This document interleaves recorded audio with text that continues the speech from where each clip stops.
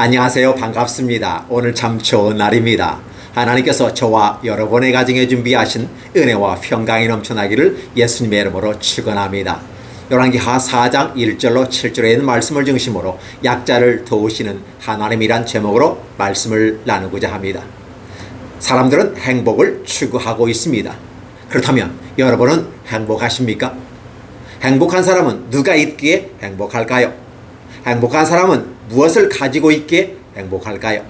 행복한 사람은 어떻게 행하였기에 행복할까요?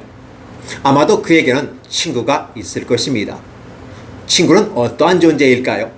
나를 이해하고 때로는 연약한 경제까지도 책임져 줄 수 있다면 얼마나 좋을까요? 경제까지는 아니어도 나를 이해해주는 친구가 있어서 말벗이 되어진다라고 하는 것은 행복한 모습일 것입니다. 그렇다 보면 저와 여러분들에게 이러한 자신을 이해하고 자신의 어려운 부분까지 같이 함께 짐을 져줄 수 있다면 아마도 좋은 친구 아닐까요? 우리는 이러한 친구가 있기를 간절히 소원해 봅니다. 그런데 과연 그러한 친구가 이 세상에 있을까요? 여러분은 그렇게 좋은 친구가 있습니까? 사람들은 그러한 친구가 있으면 좋겠다고 말하면서 자기 자신이 그렇게 그런 좋은 친구가 되기를 원치 않고 있는 것 같습니다. 왜? 자기는 손해보기 쉽지 않기 때문이죠. 그러다 보면 내가 그런 친구를 원한다고 한다면 나 또한 그런 친구가 되어줘야만 하지 않을까요? 남을 이해해 줄 수 있고 때로는 어느 일정 부분까지 경제적인 부분까지 지원할 수 있다면 참 좋은 것일 것입니다. 내가 그렇게 친구에게 해줄 수 있다면 아마도 친구도 나에게 해줄 수 있을 것입니다. 그러나 세상에서 그런 친구 찾기가 쉽지 않음을 이야기하면서 그런 친구가 있는 사람은 행복한 사람이다 라고 말하는 것입니다. 그러니까 누가 있어서 행복할까요? 라고 했을 땐 그런 친구가 있으면 좋겠다라는 것입니다. 그래서 또한 우리는 그러한 친구가 나의 약한 부분을 채워줄 수 있다면 그렇죠. 그래서 함께 내가 부족할 때 함께 상호간에 주거니 받거니 하면서 간다면 행복할 것입니다. 이 땅에서 그러한 사람을 찾기에도 부족하니까 우리는 하나님을 찾는 것은 아닐까 생각해 봅니다. 하나님을 왜 찾습니까? 행복하려고 찾습니다. 하나님을 왜 찾습니까? 생명을 얻기 위해서 찾습니다. 그렇다 보면 우리는 이 삶 속에서 행복한 삶이라고 하는 것은 바로 누가 있어야 되는가를 다시 한번 살펴보았으면 좋겠습니다. 바로 우리에게는 누가 있느냐는 것입니다. 바로 우리에게는 하나님이 계십니다. 하나님은 전능하신 하나님으로서 우리에게 다가오셔서 우리로 하여금 신앙과 믿음으로 사랑으로 진리 가운데 있기를 원하십니다. 따라서 우리는 이 믿음과 신앙과 사랑의 생명의 동아줄을 붙잡고 나아간다면 하나님 앞에서 줄을 쓴다면 우리는 바르게 나아갈 것이고 행복할 것입니다. 그러나 그렇지 않는 경우가 있다는 것이죠. 하나님이 아닌 하나님과 비슷한 존재를 따라가는 종교적인 모습, 형식적인 모습, 그렇죠? 그래서 이제는 화석화된 믿음이라고 말할 수 있을까요? 경건의 모양은 있어도 경건의 능력을 상실해버린 그런 모습으로 나아가 인간이 만들어 놓은 어떤 줄을 찾고 간다면 행복할 수 있을까요? 저는 이렇게 생각해 봅니다. 나는 나에게 찾아오셔서 내가 너의 아버지다 라고 말했을 때 아멘 주 예수여 속히 오시옵소서라고 요한계시록의 마지막 부분을 지금 땡겨서 얘기하고 함께 그분과 함께 있기를 원합니다. 따라서 나는 우리 아버지를 찾습니다. 남의 아버지 찾고 생명을 달라고 구걸하지는 않습니다. 왜냐하면 이미 내게는 신앙과 믿음과 그 가운데 진리를 따라 생명이 주어졌기 때문인 것입니다. 자, 우리는 하나님 앞에서 이러한 귀한 모습을 가지고 있을 때 행복합니다. 왜 그럴까요? 원래 우리는 하나님의 말씀에 벗어나 아담의 원죄 이후로 에덴 동산에 쫓겨난 우리는 여전히 죽음에 허덕이고 있었던 것입니다. 죽음 앞에서 그 어느 누구도 장사도 쓸 수가 없었던 것이죠. 그래서 더 이상 인간의 힘으로 할 수 없는 이 문제를 하나님이 해결해 주셨습니다. 십자가에서 메시아가 못 박혀 죽으심으로 말미암아 우리의 죄과를 다 용서해 주시고 우리를 지옥에서 천국으로 옮겨 놓으신 것입니다. 이러한 상황을 우리는 믿고 받아들이는 것입니다. 이것을 신앙한다, 이것을 믿는다 라고 말하는 것입니다. 그렇다면 그렇게 신앙하고 믿는 그 가운데 우리 안에 진리가 오게 되는데 그 진리는 곧 생명이다라고 하는 부분입니다. 자, 그렇다면 저와 여러분은 이미 예수님을 통해서 생명을 얻은 사람들입니다. 아멘? 예, 맞습니다. 우리는 생명을 얻은 사람입니다. 그래서 하나님 아버지, 우리 아버지를 따라가는 것은 당연한 것이다 라고 말하는 것이며, 우리가 하나님을 신앙하고 우리가 하나님을 믿고 그분을 추종해 나아가고 생명을 유지하고 이 생명으로 말미암아 행복한 삶을 사는 것은 당연한 것이다 라고 말합니다. 예, 맞습니다. 하나님은 우리를 구원해 주셨습니다. 사도 바울이 얘기한 것처럼 죄와 사망에서 나를 구원하셨네, 해방되었네, 해방되었네, 해방되었네 라고 외쳐 부르던 이 아름다운 것을 깨달았을 때 우리의 이 자유와 우리의 이 양심을 결코 어떠한 것에 지배되거나 종되지 않게 우리를 자유인으로서 행복을 느끼게 해주고 있습니다. 하나님은 1차적인 부분 속에서 저와 여러분에게 이 기쁨을 주셨습니다. 원 플레이그라운드라고 하는 인생 속에서 하나님은 모든 사람에게 인생이란 기회를 다시 한번 주셨지만, 그 원 플레이그라운드 통해서 나아가며 투 플레이그라운드, 바로 예수 그리스도의 십자가의 그라운드 안에서 그 말씀을 믿고 순종하고 받아들이는 우리들의 삶 속에서 하나님은 위대한 생명을 주셨기 때문에 우리는 행복할 수 있습니다. 맞습니다. 오늘 엘리야 시대 그리고 엘리사 시대를 이어가면서 황폐한 북이스라엘의 삶의 토대 속에서 무엇을 찾을 수 있습니까? 이러한 하나님, 이러한 신앙, 이러한 믿음, 이러한 진리를 과연 찾을 수 있을까요? 없습니다. 왜 그럴까요? 바로 오므리 왕과 아합과 아하스야, 여호람에 이른 그 모습 가운데서 여로보암의 3대 정책과 아울러 바알 신앙을 섬기고 아세라상을 섬기는 종교적인 삶에 치우쳐 있던 그들에게는 신앙이라는 건 없고 믿음도 없습니다. 진리도 없습니다. 살아계신 하나님의 생명도 없습니다. 왜 그럴까요? 바로 하나님이 아니라 다른 아버지를 찾았고 다른 것을 만들어 놓았습니다. 우리는 그것을 우상이라고 말하는 것이며 여호와를 대체해서 금송아지를 만들었습니다. 예루살렘 성전을 대신해서 베델과 단의 성소를 만들었습니다. 7월 15일, 8월 15일로 바꿔버렸습니다. 제사장을 통해서, 레위인을 통해서 제사장이 되고 제사장을 통해서 하나님을 섬겨나가는 구원의 길에 하나님의 방식을 거절하고 인간이 제사장이 되어지고 인간이 원하는, 왕이 원하는 자를 세워서 이를 감당했기 때문입니다. 네, 맞습니다. 형식과 내용이 거의 엇비슷하게 맞아떨어지는 것 같습니다. 그러면서 그들은 자신들이 원하는 신을 섬기고 자신들이 원하는 하나님을 얘기합니다. 따라서 신앙이 말하는 여호와 하나님과 북이스라엘의 오므리 왕과 아합과 아하스가 원하는 바로 그런 하나님은 다른 하나님이라는 것입니다. 바로 하늘님이라고 하는 부분일 수 있고 높은 존재라고 하는 것입니다. 거기에는 바알도 포함되는 것이고 아세라도 포함된다고 말했습니다. 여호와도 물은 포함됩니다. 그러나 여호와의 종교는 무시하고 선지자는 죽였고 언약은 무시해버리고 단을 헐어버렸습니다. 더 이상 여호와의 종교는 북이스라엘 땅에 없기 때문입니다. 이러한 북이스라엘 동안에 바로 엘리사가 등장했다고 하는 혜성같이 출현한 이 엘리사가 과연 어떠한 일을 하고 있을까요? 이제 엘리사의 등장은 여호와의 신앙을 다시 회복하는 것이며 하나님의 길을, 고속도로를 북이스라엘 가운데 다시 내는 것입니다. 기적과 능력으로 말입니다. 드디어 엘리사는 어떤 기적을 베풀어 줄까요? 자, 하나님 안에서 믿음 가운데, 말씀 가운데, 성령 가운데 나오기를 간절히 원하는 사람들이었습니다. 선지자의 제자가 있었고 선지자의 제자가 죽었습니다. 왜 죽었는지는 알 수 없으나 그 제자가 젊어서 죽다 보니까 아내가 홀로 되어졌고 두 아들이 이제 함께 살아가며 빚을 지게 되어졌습니다. 자, 남편이 죽자 더 이상 빚을 갚을 능력이 없게 되자 체주가 다가와서 빚을 갚지 못하면 당신의 두 아들을 종으로 내게 넘기시오 라고 하면서 두 아들을 데리고 가는 극박한 상황에 발생해버리는 것입니다.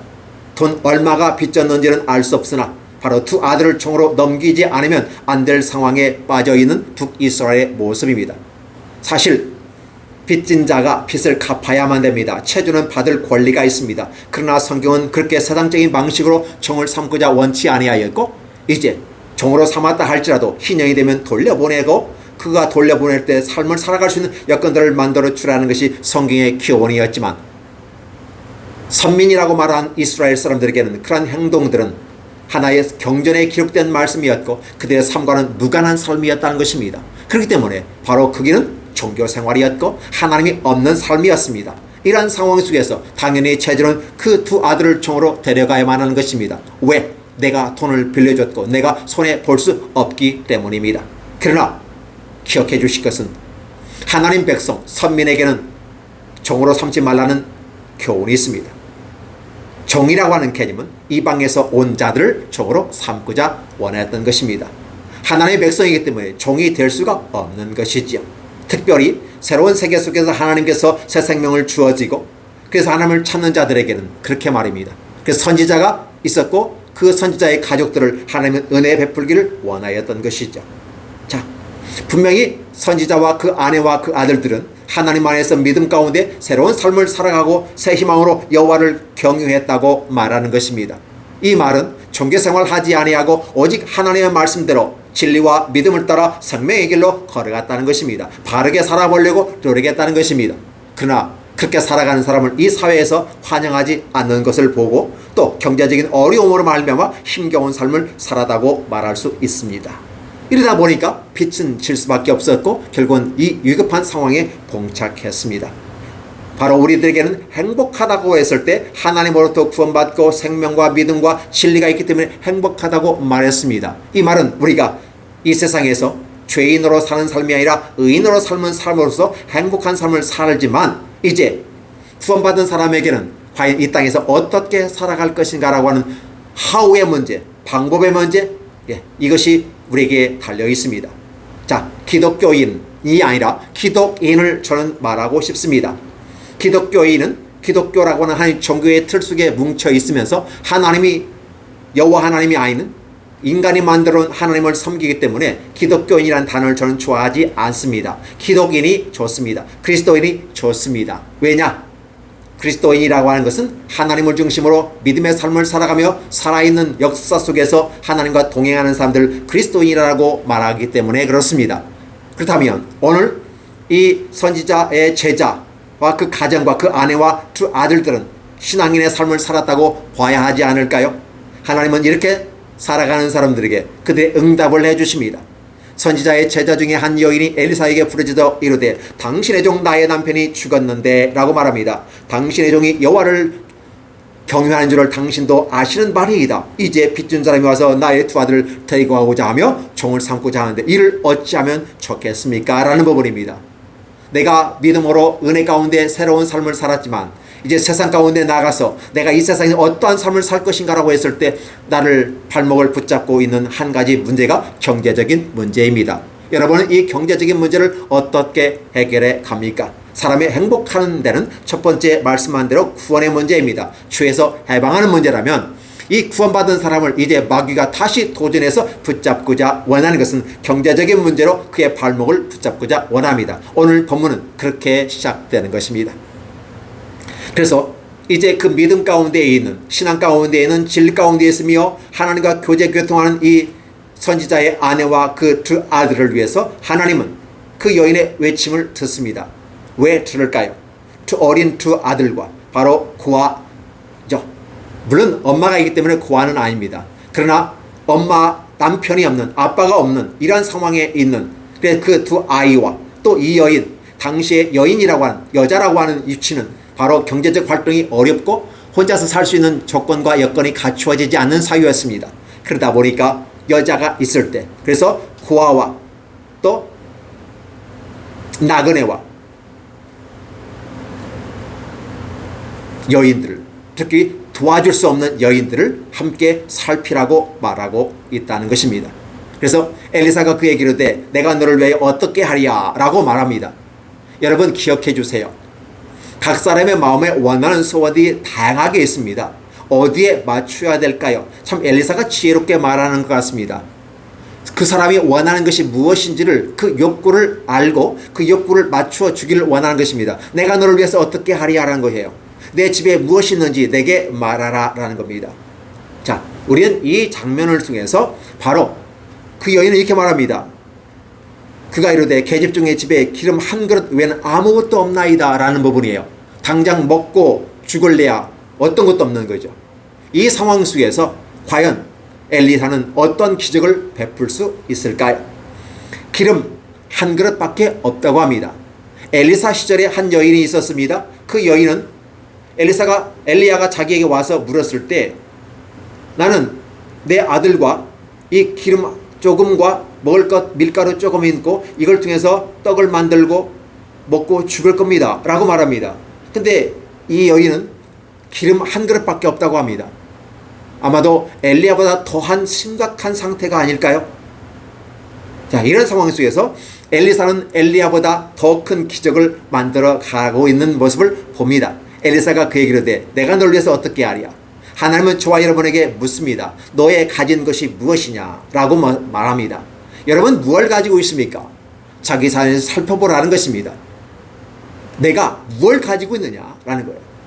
즉 구원받은 사람에게 있어서 이 땅을 살아갈 때는 분명히 에덴 동산으로부터 쫓겨났을 때 인간에게 주어진 사명은 내 이마에 땀이 흘러야 먹고 산다는 것이었습니다. 하나님의 지상 명령이었고 노동의 신성성을 통해서 이 땅의 생명을 유지해 가면서 하나님의 구원 역사를 기다리며, 즉 하나님께서 구원 역사를 만들어 새로운 생명의 길을 열어주실 때까지 너희는 살아있으라. 무엇을 통해서? 노동을 통해서 열심히 일하고 먹고 살아라라는 것입니다. 그리고 아울러 사랑을 베풀으라고 하는 것이었습니다. 그렇게 하는 삶을 살고 있을 때 하나님은 우리에게 오셔서 구원의 길을 열어주신다고 했던 것이죠. 따라서 우리가 이런 부분을 볼 때 너의 집에 무엇이 있느냐고 묻는다고 하는 것은 너는 어떠한 삶을 살았냐라고 다시 한번 반문하는 것입니다. 그래서 우리의 경제가 연약하면 분명히 우리의 책임입니다. 그래서 우리는 이렇게 말합니다. 내가 성실히 열심히 일합니다. 특히 기독교의 국가에서 예수 믿는 사람들이 새로운 삶을 살고 생명을 유지해 나가면서 어떻게 삶을 살 것인가라는 문제를 가지게 되는 것이죠. 그래서 이제는 그 가운데 스스로 노력하고 얻은 소득으로 말미암아 우리의 행복을 유지해 나아가고 내 생명을 유지해 나아가면서 잉여자산을 통해서 남을 도우라고 말하는 것입니다. 만약 잉여자산이 남으면 그 잉여자산을 통해서 또 다른 재산 증식을 통해서 얼마든지 우리는 부를 축적할 수 있습니다. 이것을 우리는 자본주의라고 말하는 것이지요.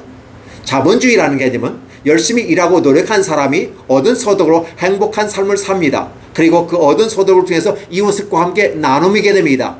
열심히 살았고 성실했기 때문에 하나님은 그의 복을 주십니다. 잉여자산은 더 늘어나게 될 것입니다. 잉여자산을 통해서 자본이 형성된 것입니다. 사람들이 소득을 얻는 데는 자신의 노력과 수고로 말미암아 소득을 얻는 경우가 있고, 두 번째, 내 잉여자산을 통해서 재산을 불리게 되는 이러한 방법이 있다는 사실을 여러분은 잘 알고 계실 것입니다. 그래서 오늘 저와 여러분들에게 있어서 노동의 신성성과 열심히 살아가야 된다는 것을 이야기합니다. 이 여인이 지금 이 어렵고 힘든 상황에서 자신을 찾아왔을 때 한번 좀 생각해 보라는 것입니다. 도대체 너희 집에 무엇이 있느냐고 물어보면서 너는 어떠한 삶을 살았냐라고 물으면서 너는 앞으로 어떻게 살 것인가? 어떻게 살아야만 하는가? 라는 질문을 다시 한번 해주는 것입니다.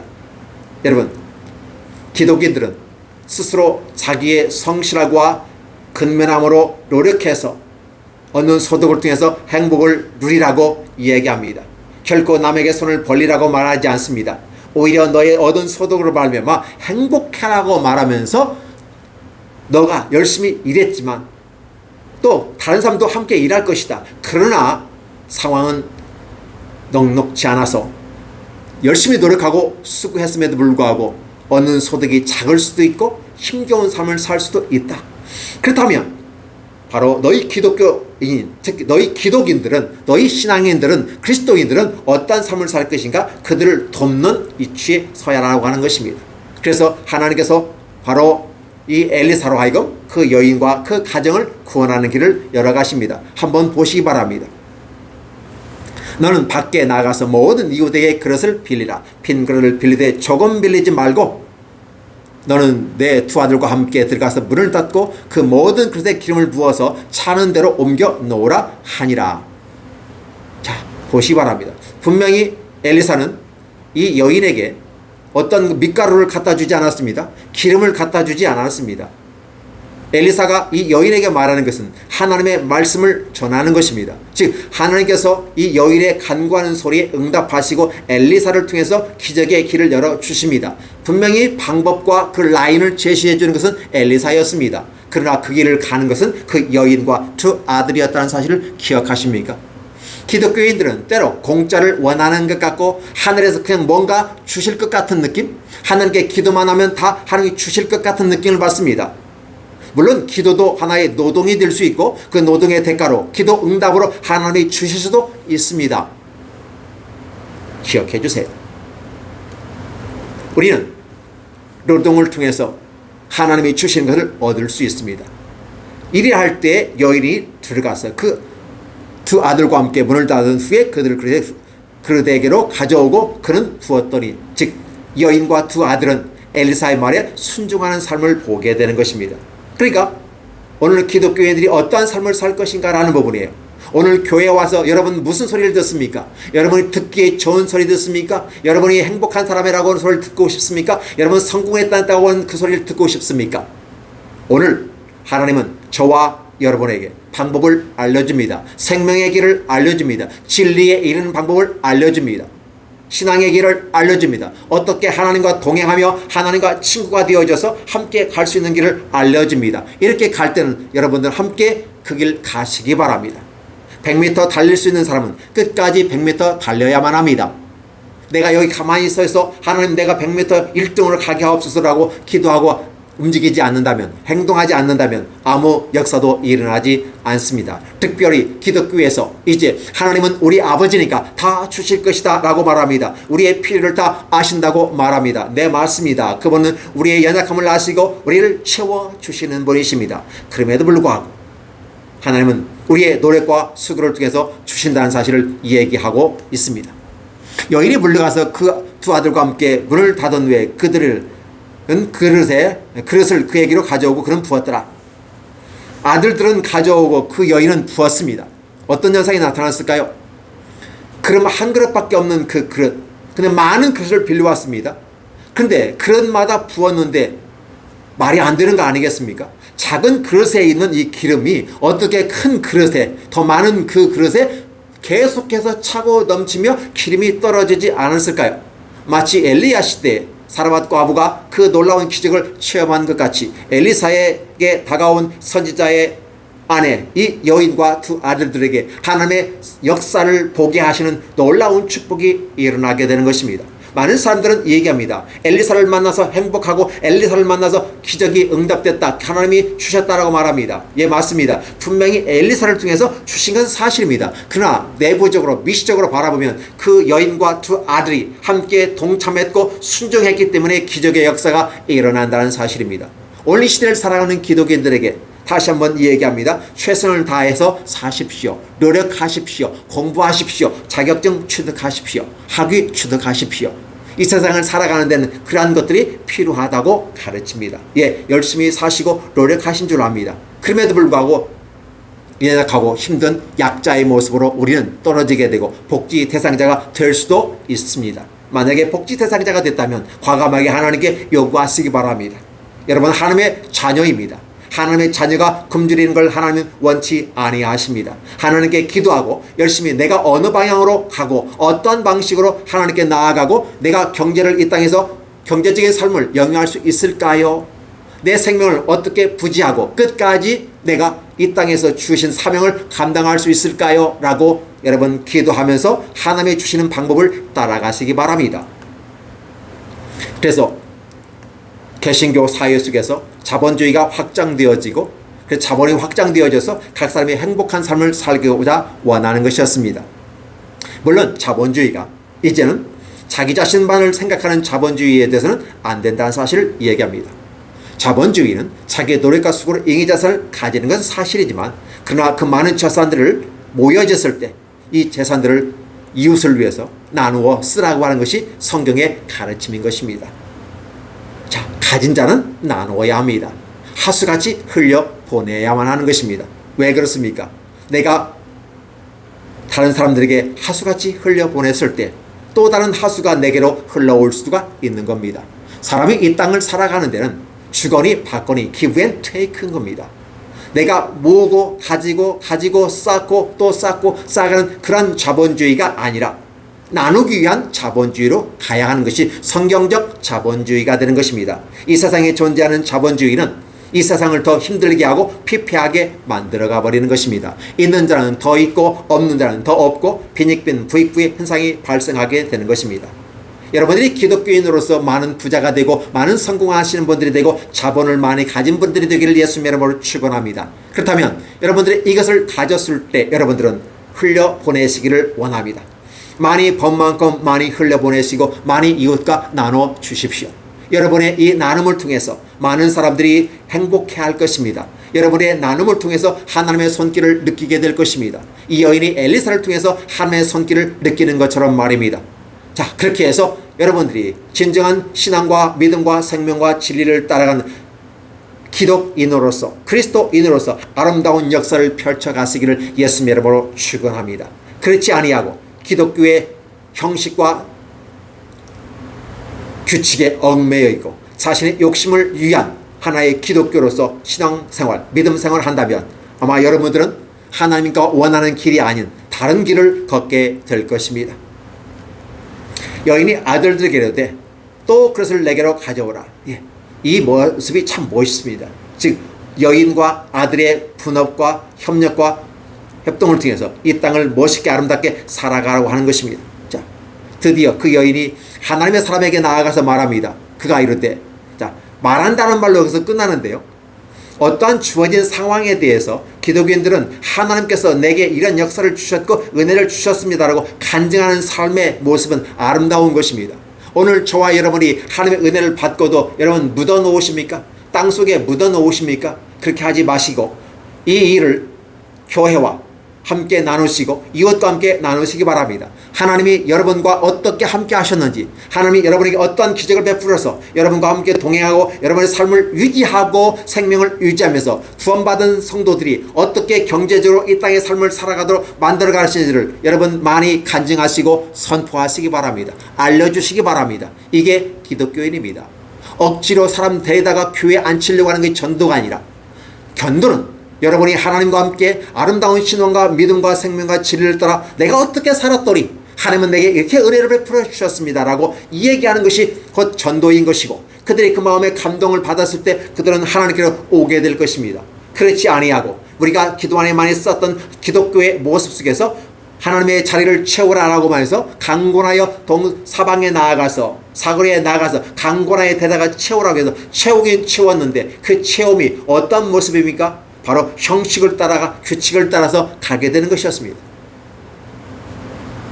그렇기 때문에 오늘 저는 기독인이라는 말을 쓰고 그리스도인이라는 말을 쓴다고 하는 사실입니다. 이 여인은 바로 믿음과 신앙과 생명과 진리를 따라가며 하나님께 와서 간절히 구하고 하나님의 은혜를 받고 기적을 체험하며 이 내용을 간증하고 알리는 모습, 그 여인이 하나님의 사람에게 나와서 말하니 이렇게 말합니다. 간증을 하라는 것입니다.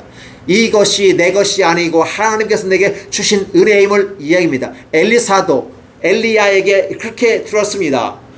네가 갑절의 영감을 내게 구하지만 참으로 어려운 것을 구하는구나. 이것은 내 능력이 아니라 하나님이 내게 주셔서 내가 행한 일 뿐인 것이야. 그런데 네가 내게 두 개를 원한다? 갑절로 원한다? 이것은 불가능한 일이야. 그러나 네가 하나님께서 나를 하늘로 들려오는 걸 보게 된다면 받을 것이다 라고 얘기합니다. 예, 맞습니다. 분명히 이 땅을 살아가는 사람들이 그냥 무조건 하나님이 주시지는 않는다는 것입니다. 조건부적인 것으로 하나님은 저와 여러분에게 주시는 것입니다. 그것은 바로 믿음과 신앙, 생명과 진리를 따라갑니다. 우리 아버지를 따라가는 것입니다. 남의 아버지를 따라가는 것이 아닙니다. 가짜로 만드는 것을 따라가는 것이 아닙니다. 종교생활로 가는 것이 아닙니다. 인간이 만들어 온 하나님을 찾아가는 것이 아닙니다. 금송아지를 따라가는 것이 아닙니다.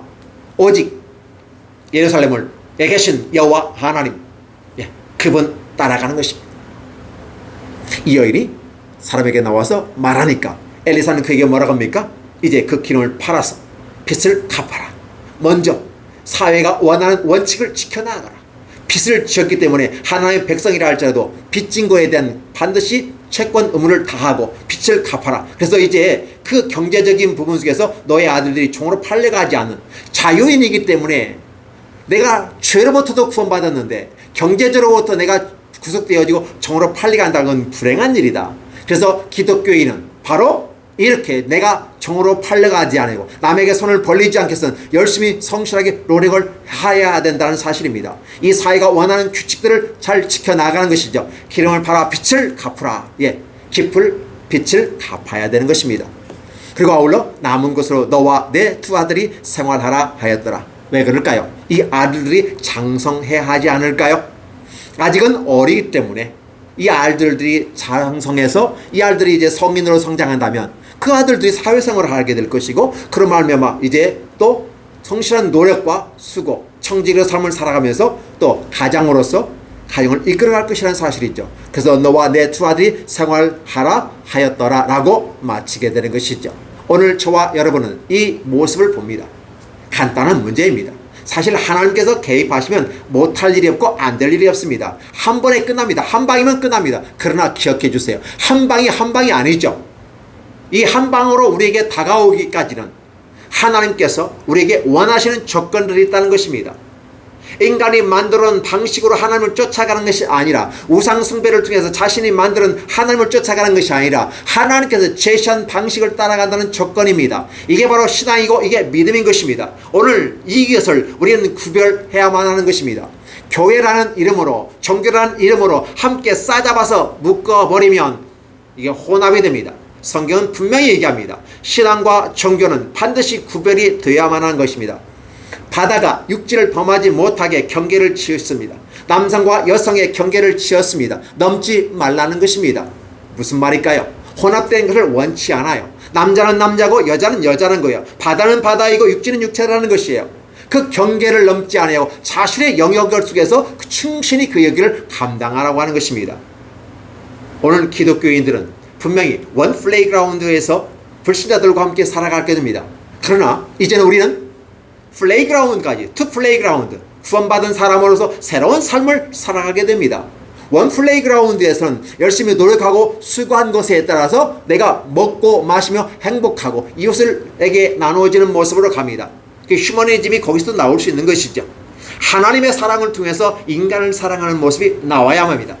그러나 인간을 중심으로 사랑이 행동하면 휴머니즘으로서 인간애가 하나님이 없는 인간애가 되어버립니다. 그렇기 때문에 그건 위험한 것이고 무서운 것입니다. 왜 그럴까요? 그 인간의 인권과 선택권과 그 모습 속에서 인간이 죄를 지어도 인간의 입장에서 보호하자는 겁니다. 우리는 잘 생각해야 됩니다.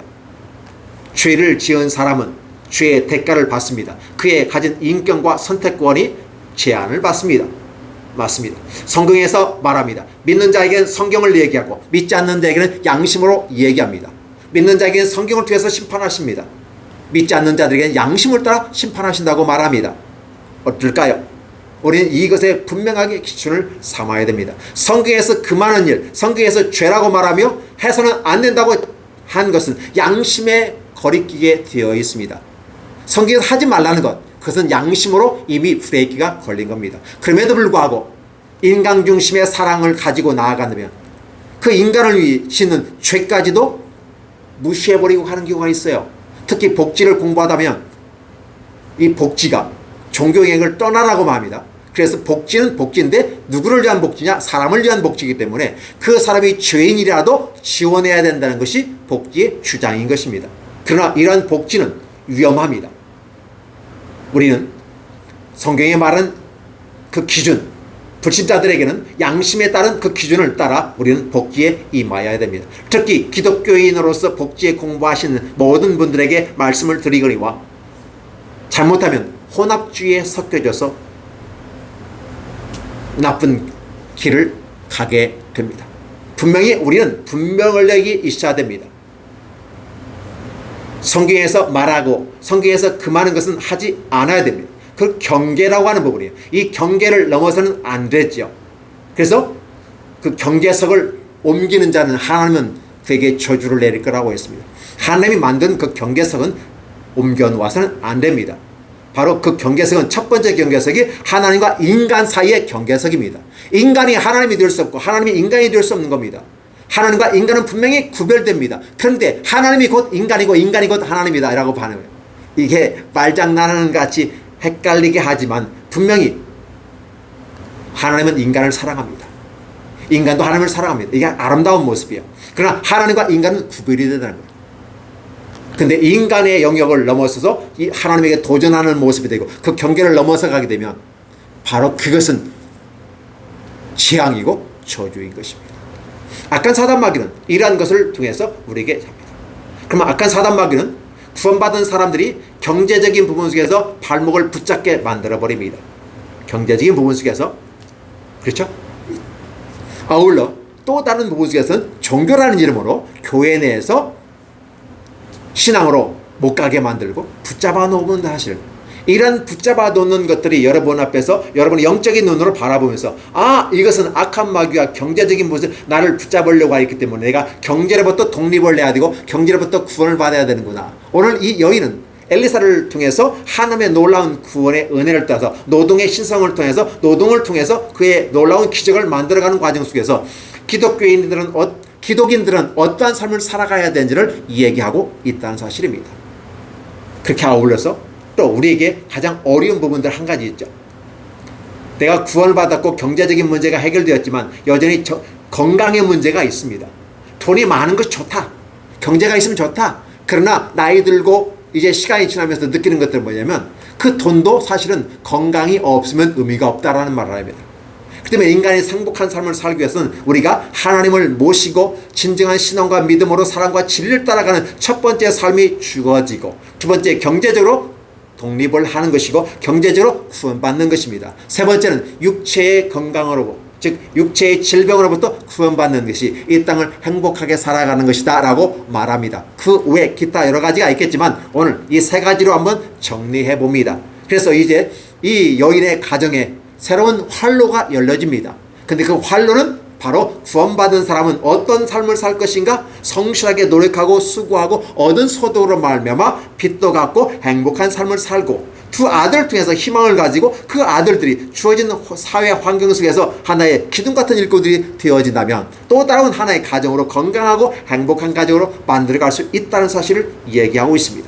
오늘 약자를 도우시는 하나님은 엘리사를 통해서 이와 같이 도우십니다. 오늘 여러분의 삶 속에서 경제적인 문제로 말미암아 발목이 붙잡혀 있습니까? 여러분이 믿음 가운데 신앙 가운데 진리와 생명 가운데 있으면서도 이렇게 경제적인 문제에 힘겨워하는 사람이 있습니까? 예, 이 문제는 우리가 함께 교회가 도와야 할 것이고 또 이 사회와 이 국가가 함께 도와야만 할 것입니다. 여러분들 기억해 주세요. 우리 하나님은 오늘 저와 여러분에게 이제 힘들고 어려울 때, 하나님께 부르짖을 때 하나님은 들어 응답하신 약자를 도우시는 하나님, 그죠? 고아와 과부와 나그네를 도우시는 하나님.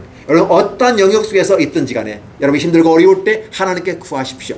이 여인처럼 이 가정의 새로운 생명과 또 진리가 그 아름다운 모습으로 인생의 행복한 길로 꽃피어가고 있다는 사실을 보여줌으로써 엘리사의 사역에 더 확장성을 가지고 가고 있고, 그러면 한 가정에 하나님의 진리와 생명과 믿음의 세계가 펼쳐 새로운 고속도로를 내고 있다는 것입니다. 이러한 믿음의 지류들이 확장되어지면서 큰 길로 연결되어지고 이제 하나님 나라가 확장되어가는 모습. 그래서 어둠에 지배했던 북이스라엘의 영적 어둠의 시대 속에서 새로운 빛을 통해서 새로운 길들을 만들어갑니다. 이 가정은 내 믿음 가운데 서게 될 것이고 경제가 또 서게 될 것입니다. 그러면 이 가정이 또 행복하게 이웃과 함께 나눌 것이고 아름다운 빛을 비치게 될 것입니다. 또 이 빛이 다음에 다른 사람들에게 좋은 영향을 끼치는 아름다운 빛이 되리라 기대가 됩니다. 오늘 저와 여러분들이 이런 아름다운 빛의 모습으로서 이 세상에 빛이 되고 소금이 되기를 예수님의 이름으로 축원합니다. 기도하겠습니다. 하나님 아버지 감사합니다. 우리를 사랑하셔서 우리에게 생명과 길을 열어주셨습니다. 우리의 죄의 문제를 해결해 주시고, 그래서 우리가 이제 죄로부터 자유를 얻고 자유를 속에서 진리를 따라 믿음을 따라 신앙을 따라 우리 하나님 여호와를 따라왔습니다. 이 생명의 동아줄을 놓지 않게 해 주옵소서. 옆에서 가짜들이 팡을 치는 시대에 가짜에 현혹되지 않고 생명의 동아줄을 놓고 다른 동아줄을, 썩은 동아줄을 붙잡지 않게 하여 주옵소서. 당장에는 괜찮은 것 같지만 잡았을 때 썩어 떨어지고 하나님과 관계없는 삶의 나락으로 떨어지게 되는 것을 볼 수 있습니다. 오늘 하나님께서 이 가정에 믿음으로 구원받고 믿음의 삶을 살아가는데 여전히 어렵고 힘든 그런 복지의 대상자인 이 가정에 하나님께서 응답하시고 살 길을 열어주셨습니다. 하나님 이 살 길을 따라 믿음으로 순종해 나가는 이 가정에 복을 주신 것처럼 오늘도 우리와 우리 가정과 이 교회와 이 말씀을 듣는 모든 사람들에게 하나님께서 놀라운 축복으로 함께해 주시옵소서.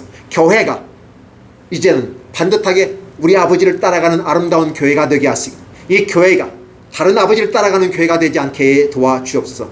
형식에 머물러 있고 율법에 머물러 있고 이런 모습이 아니게 하여 주시고 진정한 그리스도인으로 삶은 기독인으로 삶을 살수록 축복해 주시옵소서. 예수님의 이름으로 기도하옵나이다.